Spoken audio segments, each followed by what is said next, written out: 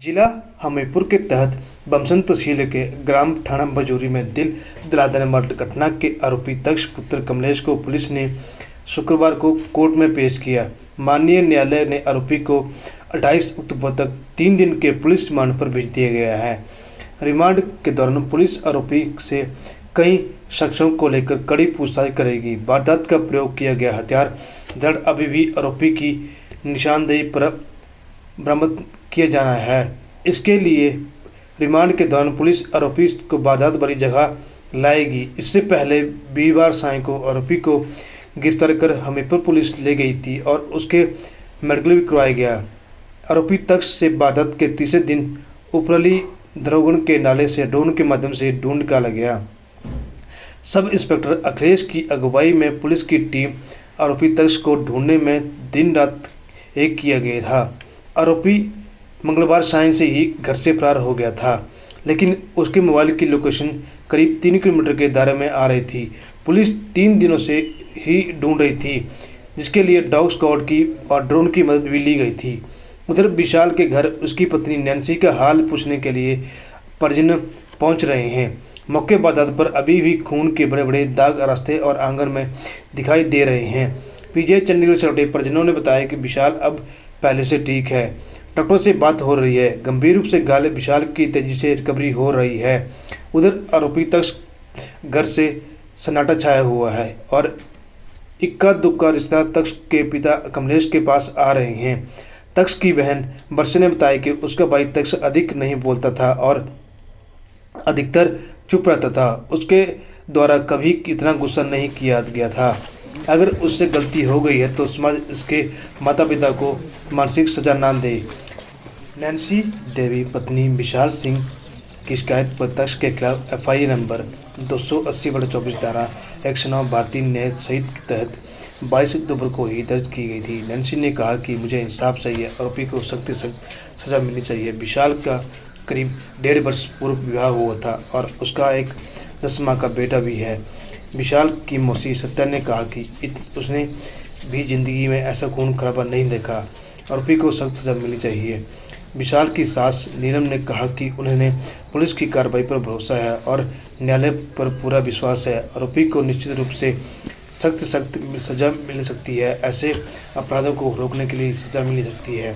विशाल के रिश्तेदार एवं दरकोटी के पूर्व सैनिक बलवंत सिंह चौहान ने बताया कि आरोपी तक्ष के परिवार के अन्य सदस्यों को भी जान से मारने की धमकी दी है। आरोपी किसी भी सूरत में जमानत पर नहीं होना चाहिए। पुलिस को ठोस सबूतों के आधार पर आरोपी को अधिक से अधिक सजा दिलवाने का प्रयास करना होगा ताकि आपराधिक किस्म के लोगों को सबक मिल सके। वहीं एएसपी जेस कुमार ने बताया कि आरोपी को शुक्रवार कोर्ट में पेश किया गया है, जहां से उन्हें 3 दिन के लिए पुलिस रिमांड भेजा गया है और 28 अक्टूबर को फिर से कोर्ट में पेश किया जाएगा। उसने बोला मतलब इतने बुरे तरीके से उसने बात करी कि गेट खुला रखा करो। फिर हमें सुनाई नहीं दिया। फिर उन्होंने पूछा कि क्या हो रहा है।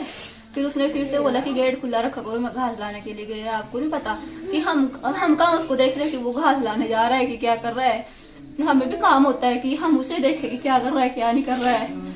फिर चला गया वो गालियां देता देता ऊपर। उन्होंने बोला कि ज्यादा मत बोल, फालतू नहीं बोल, तुझसे क्या बात करनी।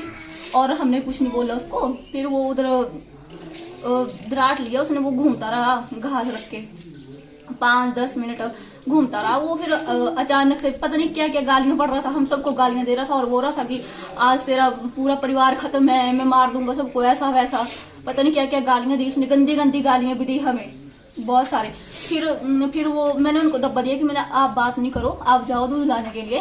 फिर वो उन्होंने मतलब ऊपर गए वो अपने रूम में ना, वो पोस्ट ऑफिस में काम करते हैं, किसी के पैसे होने वो देने हो गए उन्होंने किसी को ना। फिर वो ऊपर गए, बैग से पैसे लिए उन्होंने। फिर वो आगे नीचे ना, जब वो नीचे आए ना तो वो एकदम से आया उधर से एकदम से और उसने बाहर कर दिया। पुलिस तो आई थी कोई 9 साढ़े 9 यही होगा टाइम। अभी तक मिल रहा है, 3 दिन है आज, क्यों नहीं मिल रहा है। चलो सर, एक तो एक अच्छी बात है कि पुलिस ने उसे गिरफ्तार कर लिया है। तब तक तो यहाँ पर कोई भी आदमी सो नहीं रहा था, डर के माहौल में थे, क्योंकि हथियार साथ में लेके गया है। लेकिन दूसरी बात यह है कि अभी तक हथियार मिला नहीं है। पुलिस ने अभी तक हथियार नहीं उसका बरामद किया हुआ है। तो हथियार तो जरूरी है जिससे उसने बाहर किया हुआ है। और मेरी तो प्रशासन से ही गुजारिश है, पहले तो मैं पुलिस से गुजारिश करूंगा जो इसकी इंक्वायरी कर रहे हैं कि इसका जो केस है वो एक स्ट्रांग केस बनना चाहिए, क्योंकि उसने एक नॉर्मल, हमने जिंदगी में ऐसा केस कभी देखा नहीं है। वो लड़का मारता रहा और उसने 20-25 बार किए हुए हैं, अपनी तरफ से तो खत्म करके चला गया था। तो इसको जितनी भी कड़ी से कड़ी सजा हो वो मिलनी चाहिए। क्यों? क्योंकि वो कल को शॉर्ट टाइम में अगर वो जमानत के ऊपर ऐसे छूट जाता है तो इनका घर के साथ घर है। अब इसके माँ बाप तो है नहीं, बच्चा वहां पर एडमिट है, वो तो उसको उन्होंने तो एक बात भी नहीं बोली, अभी उनका तो ध्यान ही उधर है। तो हमारी तो रिश्तेदार हैं हम तो, और गांव की भी और पूरे रिलेटिव भी जितने भी लोग यहाँ पर आ रहे हैं सबकी यही गुजारिश है कि उसको सख्त से सख्त सजा मिलना चाहिए। क्योंकि ये वारदात, अभी तक उसकी एज क्या है, 27-28 साल एज है, 30 साल एज होगी एग्जैक्ट तो मुझे भी पता नहीं, इतनी एज है 28 और 30 के बीच में होगा। तो वो तो जिंदगी में लंबी जिंदगी पड़ी हो तो कभी भी कुछ भी कर सकता है। बच्चे हैं, औरतें हैं घर में, इसके माँ बाप हैं। और मैं तो प्रशासन को ये बोलता हूँ और कानून को भी कि इसको जितनी भी कठोर सजा हो वो मिलना चाहिए, दोबारा इस कार्रवाई को कर ना सके। क्योंकि घर तो उठा के कोई दूसरी जगह बना नहीं सकता है, गिरेंगे तो यहीं। तो ऐसा है कि इसमें अंधापन नहीं होना चाहिए कानून का भी, कानून को अपनी तरफ से पूरा इंसाफ करना चाहिए। हुआ है जो भी मैंने बातें बोली मैं अपनी तरफ से नहीं बोल रहा हूँ, मैं यहाँ भी 3-4 दिन से, मैं उस दिन से यहीं पर हूँ। और जितने भी लोग गांव वासी, गांव में भी डर का माहौल है कि ये तो कुछ भी कर सकता है, तो अपने माँ बाप को भी बर्बाद कर सकता है। इसका कोई भरोसा नहीं है ऐसे आदमी का जिसको दया ही नहीं है। तो कानून जो भी इसमें अफसर लोग हैं, जो भी इन्वेस्टमेंट इसकी वो कर रहे हैं, इंक्वायरी कर रहे हैं, तो सख्त से सख्त इसका जो कानून है वो उसको इस्तेमाल किया जाए। इसको तो रिश्तेदार है हमें, पर ये बहुत गलत हुआ है, ये ऐसे नहीं होना चाहिए था। ये तो बच्चा हुआ हमारा भी है, वो भी हमारा ही है, पर वो बहुत बेन्यायी बात हुई है और उसका हमको न्याय चाहिए। बच्चा बहुत शरीफ है हमारा, वो तो बहुत देवता आदमी है, और वो पूरे परिवार को भी धमकी दे के गया कि मैं पूरे परिवार को खत्म कर दूंगा। और रिश्तेदार हैं भाई, हम और क्या कहें, दे कर बोल सकते हैं। हमारे को तो बहुत दुख है इस बात का, और आगे को न्याय होना चाहिए, इंसाफ होना चाहिए इसका। उम्र भी 70 साल होने को है, मैंने आज तक ऐसा कहीं नहीं देखा भी नहीं है, सुना भी नहीं था। और ये तो बहुत दर्दनाक घटना करी है उसने हमारे बच्चे के साथ है, तो हमको बहुत खतरा है उससे भाई। उसके साथ की जो कार्रवाई करनी चाहिए वो सख्ती से हो। उसका अकेले बच्चे भी हैं, हम सारे ही हैं, कौन वो दिन दोपहर में ऐसा कर गया तो वो बाद में क्या करेगा। हमें जी इंसाफ चाहिए। वो तो बेटा दामाद एक ही है, बहुत शरीफ बच्चा है वो, उसके साथ बहुत गलत किया है इन्होंने। उसे तो सब सजा होना चाहिए, उसे तो जमानत पे भी नहीं छोड़ना चाहिए, 9 उम्र कैद होनी चाहिए, उसे तो सिर्फ काट दिया जाना चाहिए या सजा दो उसको फांसी की। जैसे उसने हमारे साथ की है ना, उसके साथ भी वही होना चाहिए।